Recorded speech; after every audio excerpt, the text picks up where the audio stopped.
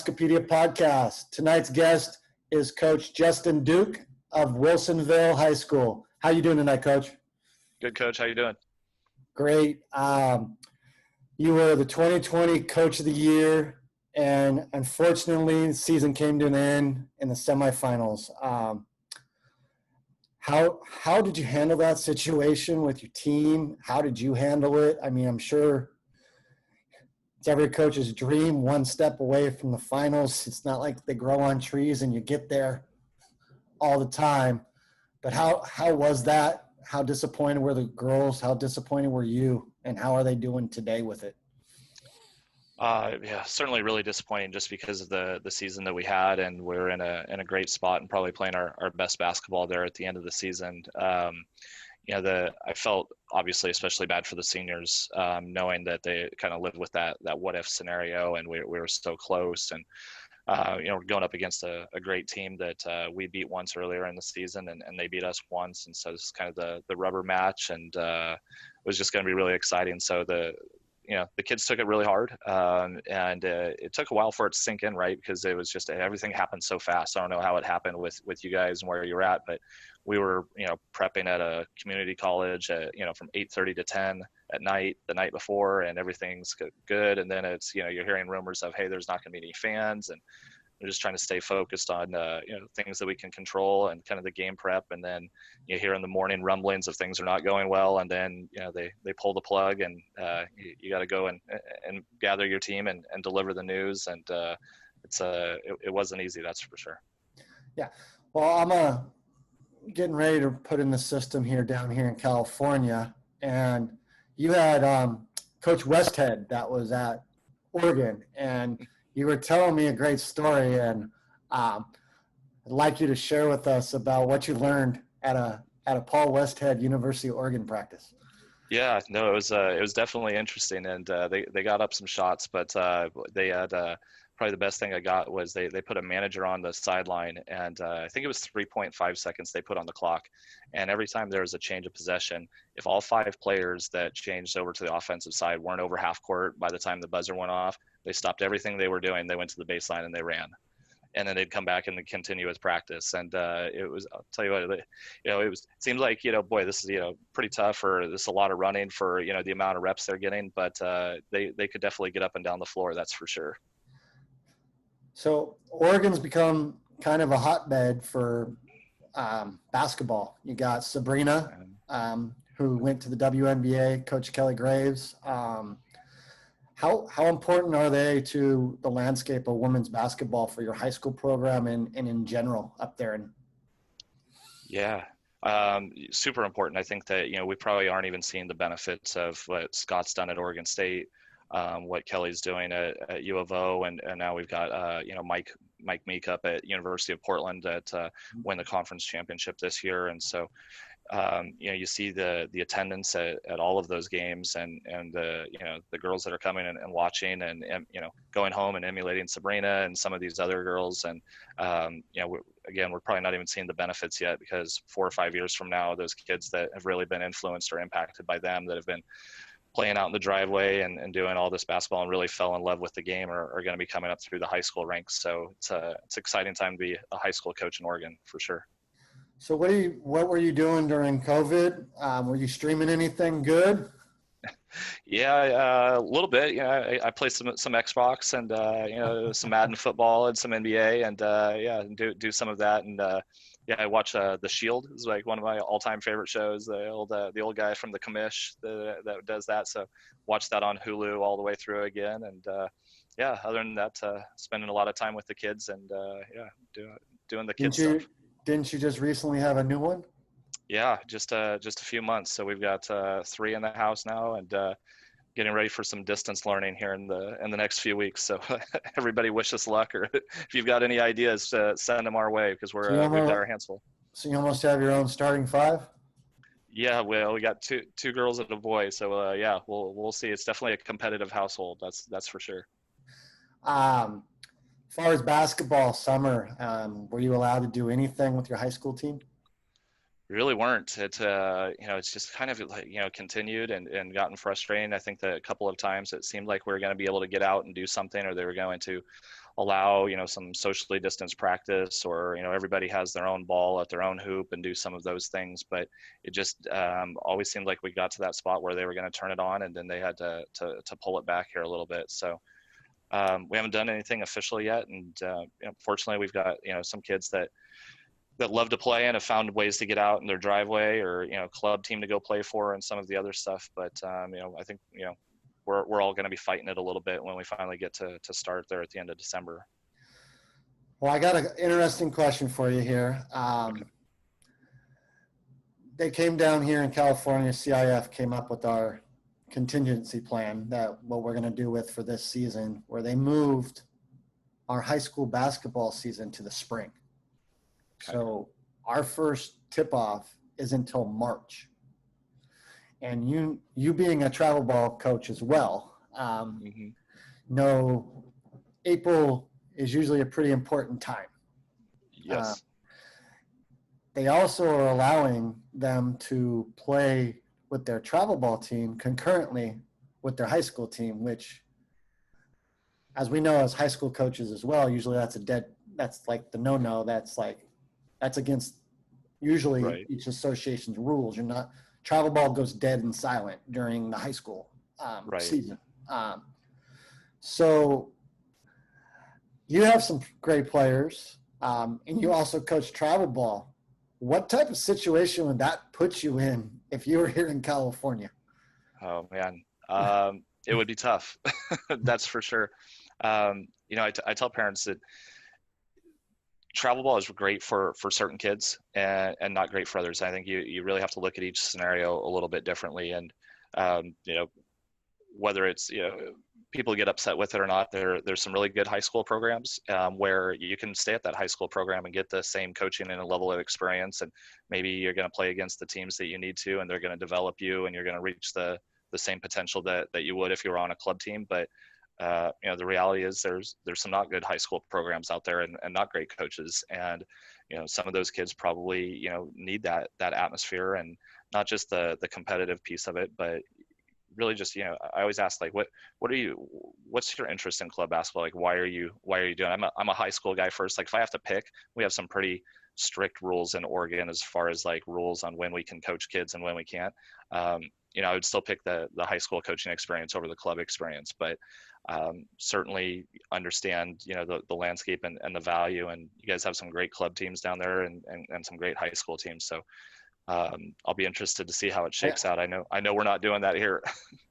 My gut feeling is it affects a probably small percentage right. of the schools, the elite programs, if you will. But I think us being March, I think some of these these girls are already going to be signed. Yeah. I mean, I talked to one college coach, and they said they kind of liked it because normally they only get to see like our last week of league and then playoffs. Right. Now, if their schedules are not going to be impacted much, they're going to get to see more of them play in the high school level. We're playing. My joke is I get to get a shirt that says March Madness because we're starting in March. So yep. We'll be playing hopefully when the NBA finals are playing in June next year. If you go all the way, yep. The last game here is scheduled to be June 19th. So it's like wow. Father's Day or whatever. I mean, it's kind of not in school. Like okay. They'll be out of school. It's just, it's something we got to deal with for a year. I mean, yeah. I credit our association, CIF. I don't know what they've told you. You can tell us here in a sec. But I know we're probably one of the few that's come up with the plan that moved it, but they didn't cut our games. They're allowing us to play the same amount of games that we would normally play. It's just we'd have to do it in like 9 less calendar days. Gotcha. So yeah, they're allowing us to play 20. We're allowed to play 28 basketball games in a regular season. Okay. Did they cut your season? What did Oregon come up with? Is there a plan yet? Yeah, so we can start as it is right now, December 27th. And what they did was they reduced the so we have 3 seasons. We got fall, winter, and spring, and they reduced all of the seasons down. And so we are going from 24 regular season or 25 regular season games down to 14. Ooh. And our season is going to go 7 weeks long, including first practice date, and then 1 culmination week for some type of playoff. And we don't know what that looks like and how that's going to be. So again, impossible scenario. I give everybody that had to make those decisions a lot of credit. I wish we would have come up with something that allowed for some more games, kind of like you guys have done. And yeah. I think really a lot of protection here just on like multiple sport athletes and making sure that, kids aren't specializing. And so selfishly, I want the seasons, to overlap, but there's really one of those 3 distinct seasons still to make sure that, everybody got an opportunity to play. We condensed it to 2 seasons. So there's going to be some choices being made, or there's going to have to be some very creative scheduling by ADs, because I don't know in Oregon, but we have an hours restriction on how many hours they're allowed to play and practice for the week when we're in season. But what they did was they took the fall sports and moved them to the winter season. So football won't even play here until January. Okay. And they took a couple spring sports and moved them to the fall. So I think you got like 6 or 7 sports in the fall. We'll call it fall. Yep. Or no, we'll call it winter. I'm sorry. Starting in January. Okay. And then they took the traditional winter sports and spring sports and moved them all to the spring. Okay. So we only have 2 sports seasons.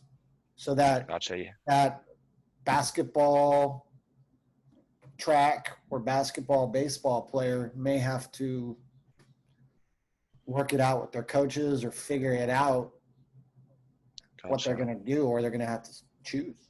Right. Yeah, that's a tough scenario. We've got January, February is our winter sports seasons now. We put our fall sports in between, so they're going to go March, April. So you're going to have football, volleyball, stuff like that for Oregon, March, April. And then your traditional spring sports are just getting pushed back to May and June. So similar, they're going to be end of June before these spring sports are done, but school might get out middle of June. So it's going to create some interesting scenarios, and I don't know how it works with out of season stuff there, but one hurdle we haven't even come across yet, or what's going to happen is, so I get done coaching my basketball team at the end of February, and we wrap up that maybe that first week of March, whatever it is, but now I can't work with any of those kids, like any high school kids, not just from my own high school, but any high school kids until July in reality. And so now how does that work for people that coach club basketball? And I think we just have to be real careful. We talk a lot about, not driving everybody to AAU coaches and, private trainers and all this other stuff. But at the same time, when you really limit the access out of season to your high school coaches, it doesn't provide for a lot of options. And so then you really get some headbutting between, some club coaches and high school coaches sometimes on what's happening. So, yeah, our only restrictions here usually is a dead period of 2 weeks that the athletic departments select. Okay. And other than that, we're allowed to coach year round. Wow. Yeah. So you did some travel. How did that go in the gyms? What was it like with COVID and hopefully everything went okay? I mean, and you're still doing it a little bit. You still got some games, I think, coming up. What's it like in the landscape of out there playing? And is it limited crowd? How are they doing it?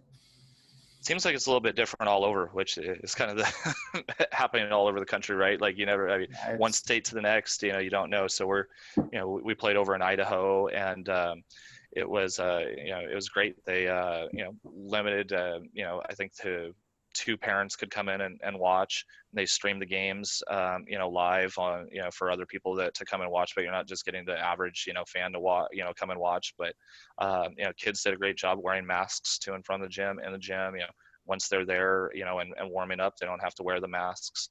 It was a smaller group, like 25 teams or something like that. But, everybody did their part. Like you look up in the stands and people are, separated and doing their part. We're wiping down the benches. The basketballs are getting wiped down. So, there's no perfect scenario for it, but I think that, for the naysayers out there, and, I'm not one side or the other, I really land on, I think that we do really need to be cautious, but, we need to find some opportunities for kids to play. I mean, there's tournaments been happening, through the Midwest, every weekend since June with 50 plus teams at these events. And doesn't mean that, somebody hasn't tested positive or that they won't, but, there are ways to get kids back out there and provide opportunities and reduce the risk as much as possible. Yeah. So you're a dribble drive motion coach. Is that, how long have you been running that, coach?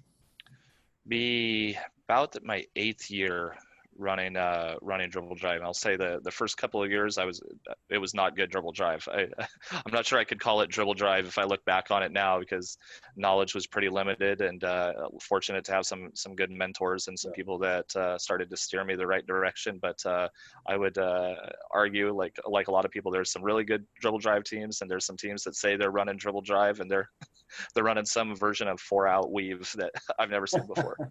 4-out weave. That's good. So who are some of those coaches that help steer the ship for you and get you stop running that 4-man weave? Yeah.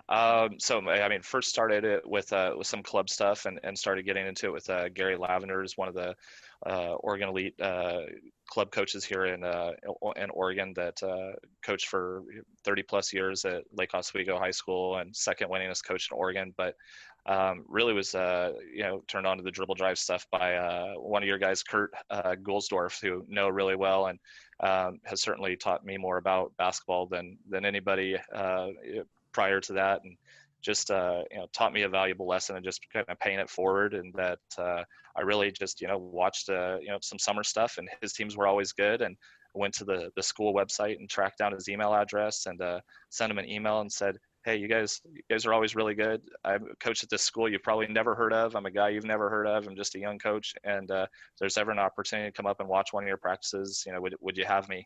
And I'll never forget, it was less than 30 minutes later, I got a phone call from him.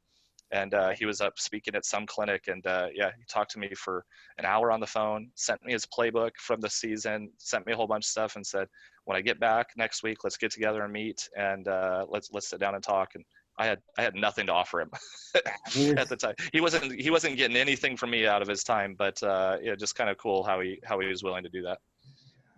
Speaking of that, me and him putting together a DDM A to Z instructional series that people can come to. It's going to be 6 weeks, 12 sessions, kind of putting together an encyclopedia to learn dribble drive, because like what you said, there's some really bad DDM. I've been part of those myself. I started running it 2008. So me and Kurt's doing that. Kurt's been great to me. Like you said, I contacted him in March with COVID and sent him an email. Like, I think the next day we were on the phone talking for an hour and a half, and then he came on some Zoom clinics privately with me. Then he's done a couple official ones, and he's there's nobody better. I mean, no, there isn't. He's Mr. Coaches at Clackamas Junior College, and as humble as they can get. We always joke he's a no fluff guy. It's just content with Kurt. So those are all great guys. Is there anybody else that's helped you? Yeah, gosh, like Jay Ego was at Beaverton High School here in Oregon forever, and sounds silly, like, I wasn't a Synergy guy because, didn't have the budget for Synergy. I didn't even know, all that was offered through Synergy, but I would go and, whether it was like a Kelly Sopak with his CalStars groups in the summer and watching, or I just went to YouTube and started looking for game tapes and came across like Doc Shepler down at Pinewood. Some of their games, you can find, them playing against Sabrina at Miramani in the playoffs a couple of times and seeing some of their best stuff. And so I didn't have the fancy, like, clips like they have in Synergy. It was, I'd watch a game and, hope to find a couple of things that I liked and hold the phone up to the screen and hit record, and, you're going to get the grainy footage, but, anything I could beg, borrow, and steal from somebody, I was doing it. Yeah, I got my stuff from, hardly anyone knows the guy. John Jordan, he was at St. Francis High School. He used to travel up to Wahlberg's practices.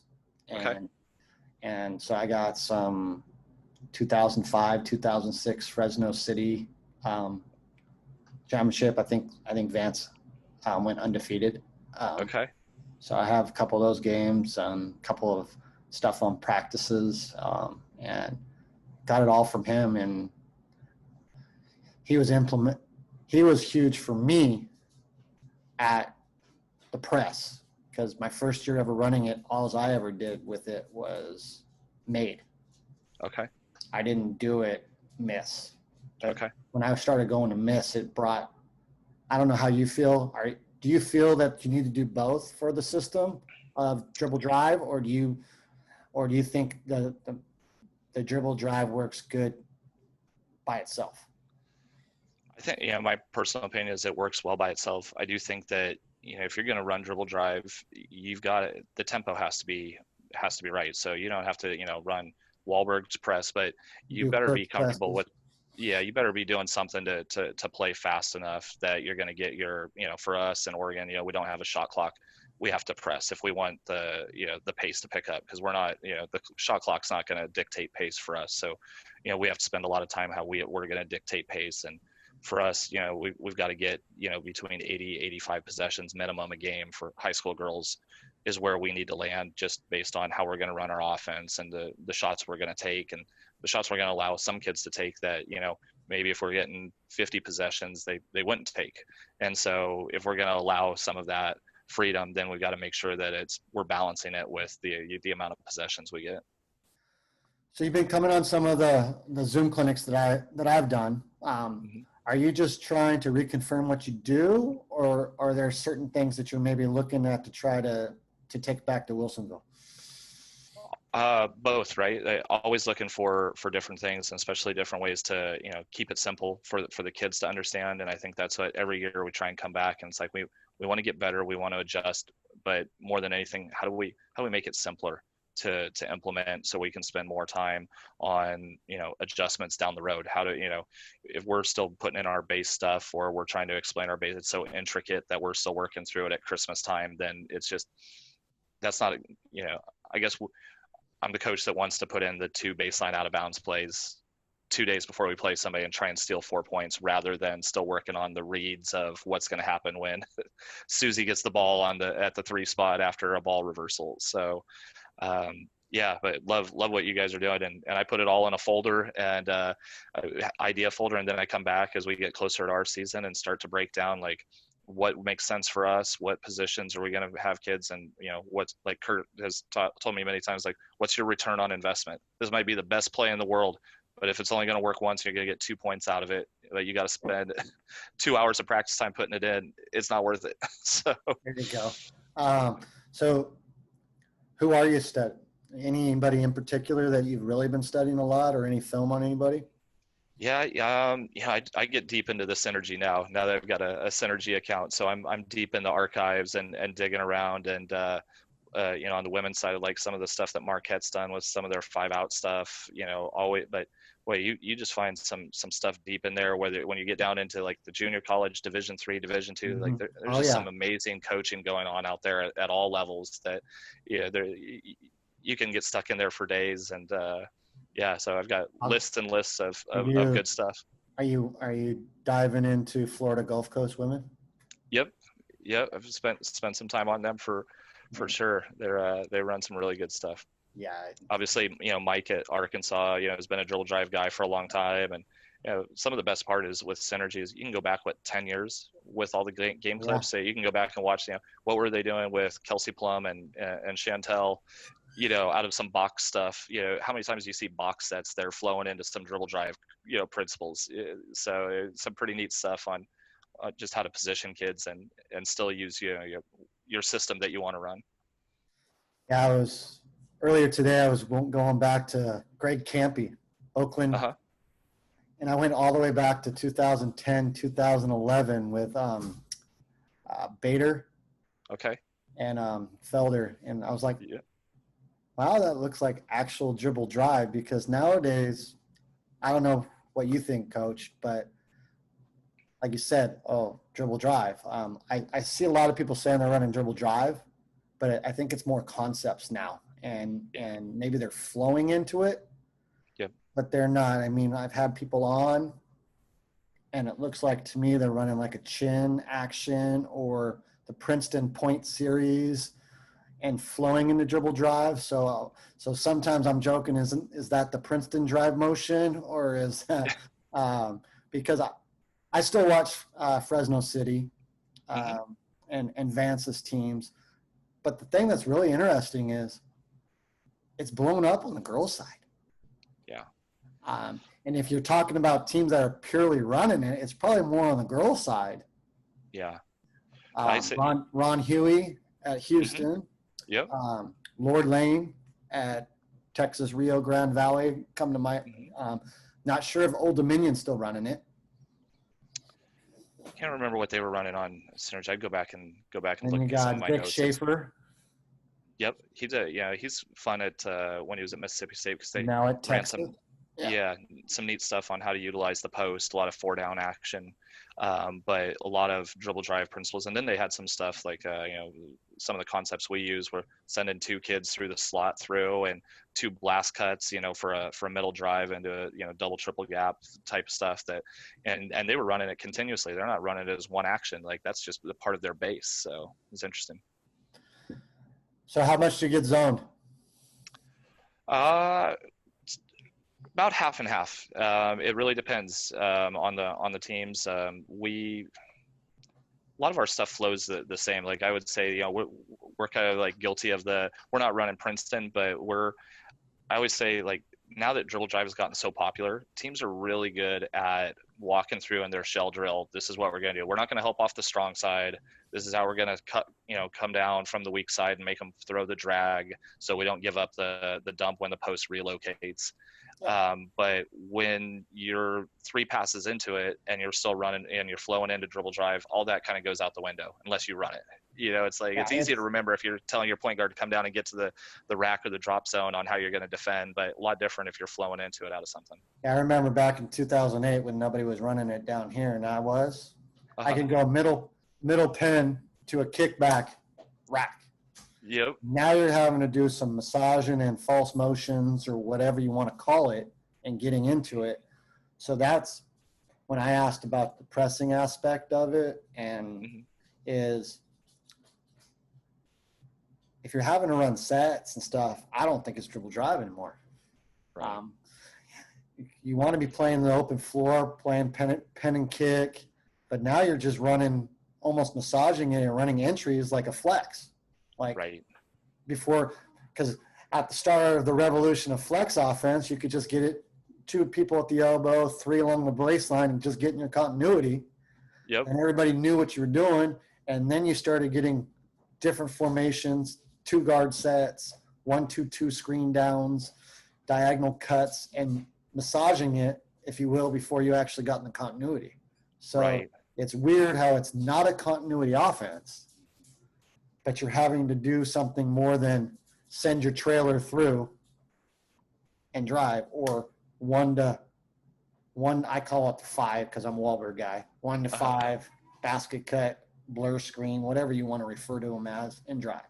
That, if you're getting that, it don't matter that night who you're playing against because they're probably not very good.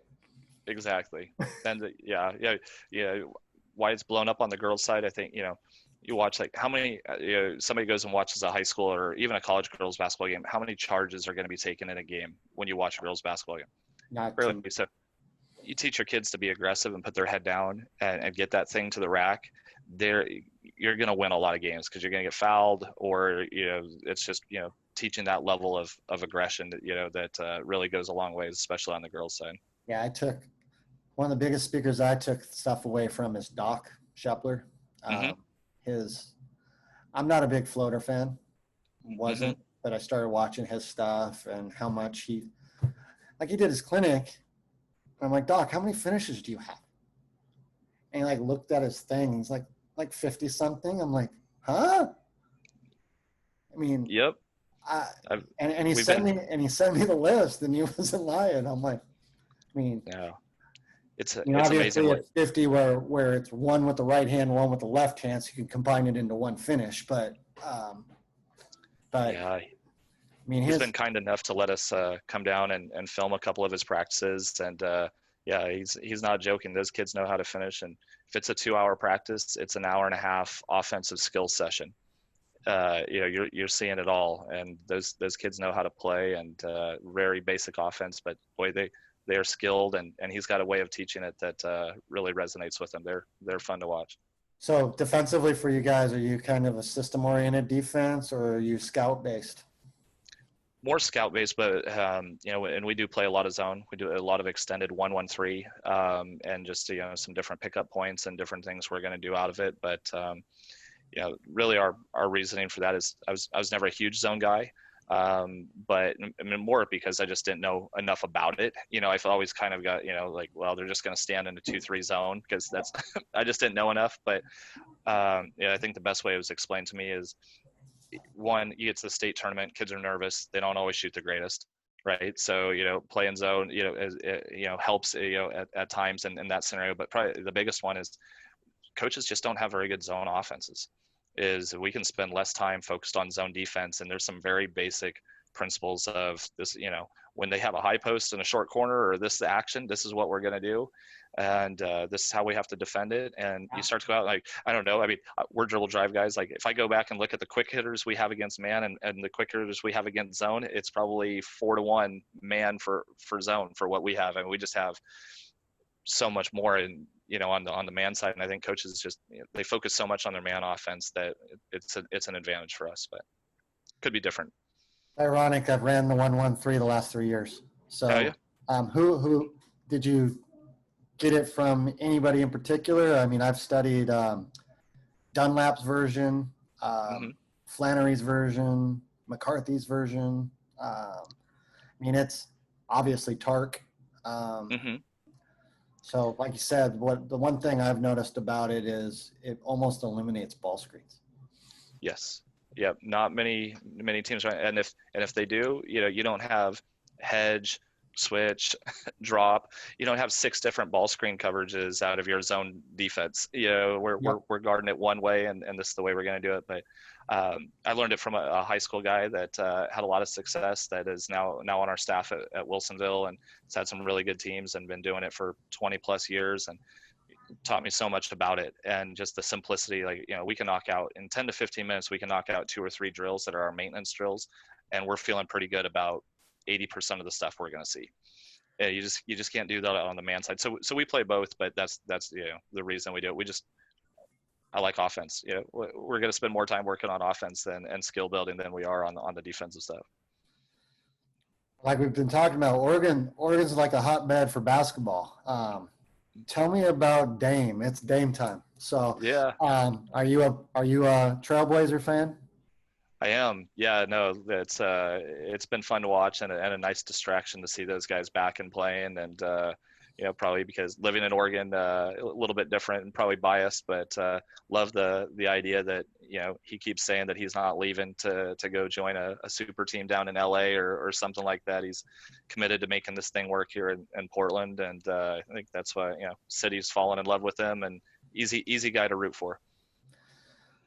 Yeah, I've been, with me having synergy access too. I've been cutting up clips to send to my team, and upload them and say, get your drive game, get your come off the ball screen game. I looked it up the other day, and guys, 1.34 points per possession off of ball screens. Sheesh. So I mean, that's amazing. The top 3 guys are him, Chris Paul, okay, and Trae Young. Okay. Yeah, this kind of interesting. They're all 6'1", 6'2". Trae Young's what, maybe 6 feet tall. Right. Do you employ Lakers a lot of ball screens or no? What's that? I'm sorry. Do you use ball screens with your teams? We do. We started, and not until the last year or two, really started to implement and started to put some drag stuff in with our post and use that as an entry to some dribble drive stuff. But you talked about it. We started using it against the zone quite a bit, and pushing and overloading aside, and really against a zone for whatever reason, right? Like kids know how to get through that screen, but you run against zone, and all of a sudden it's like kids are like Velcro hitting that screen, and it's like I don't know if they just assume that there's that other kid that's going to pick them up in the zone, but all of a sudden our screens are a lot more effective, and just creating that that advantage, and then really just turning it into a lot of dribble drive concepts after that. So what's the forecast for you guys? If you're fortunate enough to play, you got a lot back?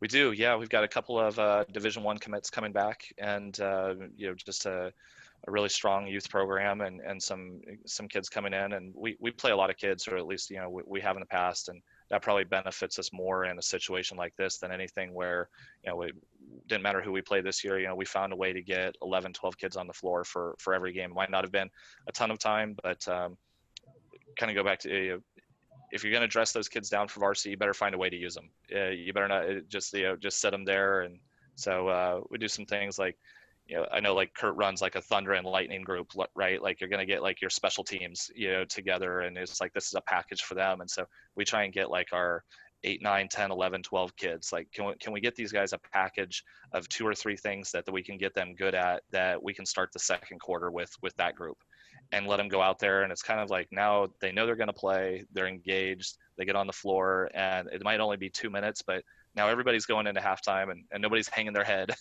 right? And it's like everybody, there's not the 2 or 3 kids on the bench that are waving up at mom and dad in the stands or anything like that, having some fun with it. So I think it makes our practices better, and just kind of team building.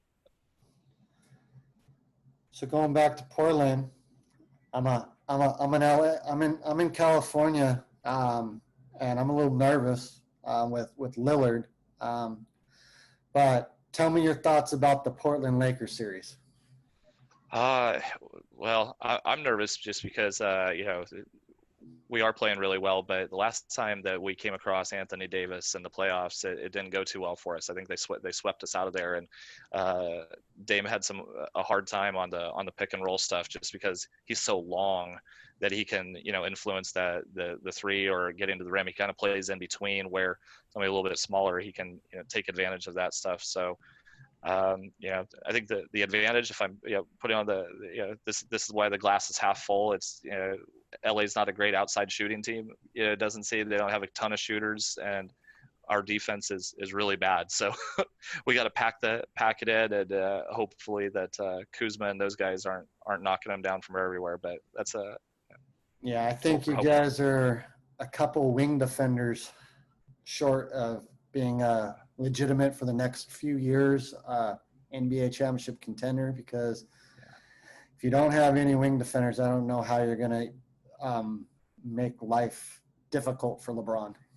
Yeah, I don't even know who guards LeBron or Davis, to be honest. I mean, well, Nurkic will Nurkic, or the other kid that went to Gonzaga. Forgot his name.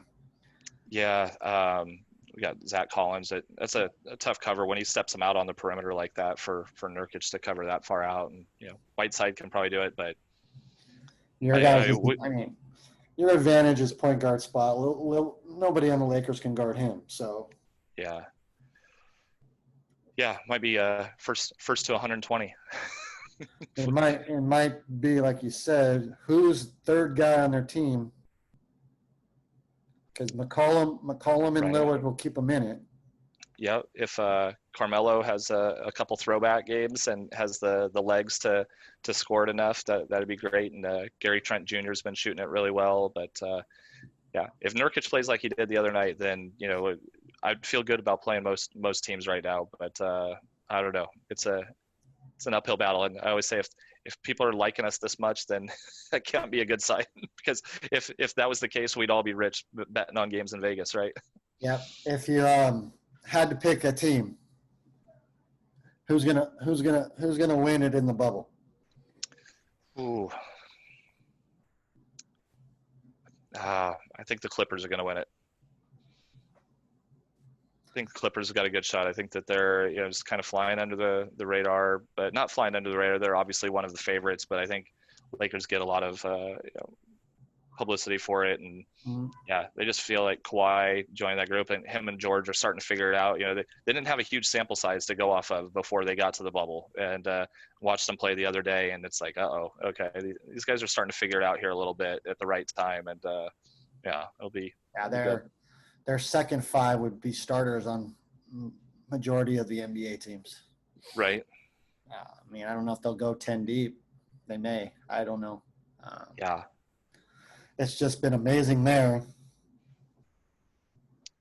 how well they have kept COVID out of there. Yeah. No, it certainly gives them hope, and I like the stories that are coming out with the AAU feel. I watched the Nuggets Jazz game earlier, and the guys showing a picture of Donovan Mitchell sitting by the pool in his socks or whatever after he just got 57 on him, and he was like, not only do I have to lose today, but now I got to see this guy sitting by the pool. Yeah, I got to go see him. This is like going back to the hotel and you're staying with in the same AAU event where it's stay and play, and we're all stuck here together. So kind of funny. Yeah, I didn't know what to expect. Everybody thought it was going to be like terrible basketball, but eight play-in games that each one got, because you had all those teams there. Unfortunately, you had Phoenix go 8-0. Yeah. And then not be able to even get a play-in game. I mean, they got something to build on. So, Coach, you've been doing this for quite a while. If we got some young coaches end up listening to this, what advice would you give them about building a basketball program? Just, find some people that you trust and circle with them, and then, ask them as many questions as possible. I think that, looking back, sending an email to a guy like Kurt, probably changed the trajectory of not the program I'm at now, but the program that I was at before, and the things that we were able to accomplish. And, we're so competitive, right? That we forget sometimes that they're, kind of this, fraternity of coaches, or club of coaches, or whatever you want to call it, that there's so many people out there that are willing to share, that it's tough, because it's the balance of, I want to be confident, and I want not going to be influenced by a bunch of parents or this, that, or the other, but at the same time you got to continue to grow as a coach, and find those people that you can trust, and then make it your own. So yeah, I think that's the best advice I could give somebody. All right, Coach. Well, I want to thank you for your time tonight. Good luck to you guys at Wilsonville. Stay safe up there in Oregon, and hopefully we all get back on that court here shortly. Absolutely. Yeah. Thanks for everything you're doing. These are great, and enjoy the clinics. And I don't know what you and Kurt are charging for your A to Z dribble drive motion thing, but whatever it is, it's not enough. So tell people to jump on that. It's $49.99 until the 28th, then it goes up to $69.99. So I think it's a steal for 12 hours. That's just, I'm biased though. So yeah, but again, thanks, Coach, and we'll see you on one of our future calls. All right, sounds good. Thanks, Coach.